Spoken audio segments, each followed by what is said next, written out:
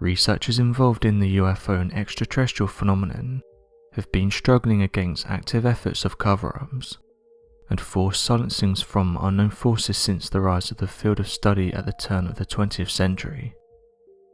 From the threats made against Alfred Bender to shut down the International Flying Saucer Bureau after several years of its successful establishment, to the sudden expiration of whistleblowers, after some of them had come forward and admitted that the United States government had been working alongside extraterrestrial intelligences.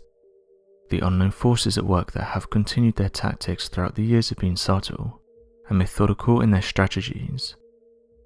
That was until the expected release of the Calvine Incident was delayed for declassifications for another 50 years, causing less subtle strategies to become far more obvious.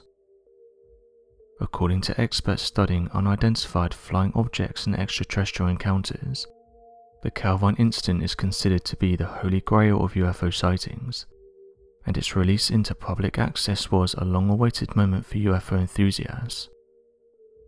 Scheduled for declassification on the 1st of January of 2021, the file reached the end of its 30-year classification guideline that calls for the declassification of non-sensitive materials from the British Ministry of Defence after so much time has expired.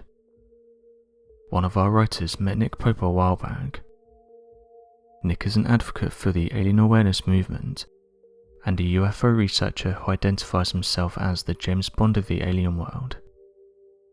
He used to work for the British Ministry of Defence from 1985 to 2006, spanning more than 20 years of active deep state analysis of the extraterrestrial movement. According to Nick Pope, he had originally been made aware of the Calvine Incident during his time working for a secret defence investigation team, tasked with studying the cause of the mass sightings of unidentified crafts across British airspace. It was during this initial study of the file that Nick Pope declared the file to hold some of the greatest evidence for the existence of extraterrestrial aircrafts he'd ever seen, as the file contains several photos in high-quality resolution that showed not only a diamond-shaped UFO, but several military jets tracking the object in the sky. According to UFO researchers, the Calvine Incident occurred over the Scottish Highlands on the 4th of August back in 1990. The story claims that there were two hikers travelling near Pitlochry, with the area of the specific sighting having occurred in Calvine in Highland Perthshire. As they were hiking, they saw what is described as a large diamond-shaped object, estimated to have been between 75 to 100 feet in diameter, and was hovering over the highlands for around 10 to 15 minutes. While the object was hovering and observing the area, the hikers took several high-quality photographs of the craft that depicted its outlines, its overall shape and its unexplainable design. The reason for why the design of the craft is unexplainable is due to lacking any form of known propulsion. The craft lacked wings, propellers, jet engines, blades or moving parts of any kind, and merely appeared to hover over the area while generating no sound whatsoever. As the two hikers continued to watch the massive craft, suddenly they witnessed British fighter jets come into view and begin circling the object. Whether or not the jets fired at the object is unknown. After the jets entered the nearby airspace, the diamond-shaped unidentified aircraft suddenly began to ascend vertically thousands of feet per second and immediately disappeared from view. One of the hikers would snap a total of 6 pictures of the craft, and several of them showed the jets in view. Immediately following the incident, the British Royal Air Force would collect the witness statements from the hikers and their pictures to store in the Ministry of Defence file that was tasked with the study of the unknown craft. Researchers into the flying saucer phenomenon believe this response to be evidence of the MIB involvement, a secret deep state organisation tasked with not only covering up evidence of extraterrestrial aircrafts, but also to actively suppress stories from ever taking place.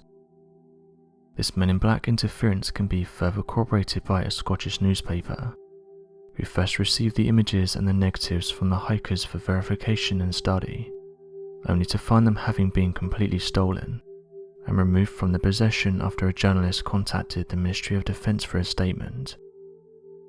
Despite this overwhelming evidence of a cover-up having taken place, and interference from a secret deep state organisation, all government channels officially denied the event having taken place, claiming that not only was there no evidence of the Calvine Incident, but that rumours of such photographs have never surfaced any such evidence, and had never existed in the first place, much to the disagreement of UFO researcher Nick Pope. The Ministry of Defence would later provide the statement that any reports or witness statements related to unidentified flying objects or flying saucers were deemed as being no defence significance. Meanwhile, Nick Pope would later provide a conflicting counter-argument, saying the following: "We consistently downplayed the true level of our interest in UFOs, while all the time behind closed doors we struggled to make sense of cases like the Calvine Incident. Unfortunately, despite having seen the file in its entirety and being made aware of what the photographs depict, Nick Pope is unable to comment any further about the incident, as it has been classified under the 30-year rule of the Ministry of Defence. Eagerly waiting for its declassification, Nick Pope had scheduled a number of public announcements and prepared statements on the matter to provide further information for the flying saucer research community. However, on the 1st of January of this year, the British Ministry of Defence would deny the declassification of the file, under the claim that its secrecy was a matter of national defence, and was provided with a 50-year additional seal. This means for UFO researchers that the file is not expected to be released until 2071.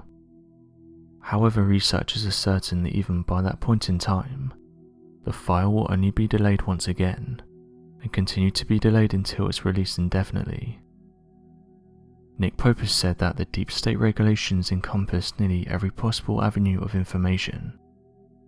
Even the two hikers who had supposedly witnessed the event back in 1990 have completely disappeared, with many researchers fearing the worst. Strath Wilson remains hopeful that the witnesses will someday come forward, and has begun his own investigations into locating the two hikers.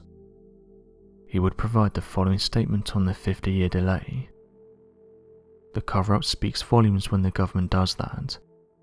They're trying to hide something. It's one of the most important sightings in Britain, if not the world. The pictures must be quite significant. If only we could get the two hikers to come forward. Back then people might have been scared of the government, but I don't think they're scared now. No further information surrounding the incident is known, and the whereabouts of the two witnesses remains a mystery." So what do you make of the Calvine Incident?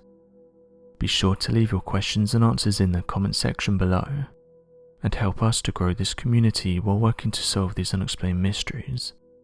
Thank you for watching, and don't forget to subscribe for more videos.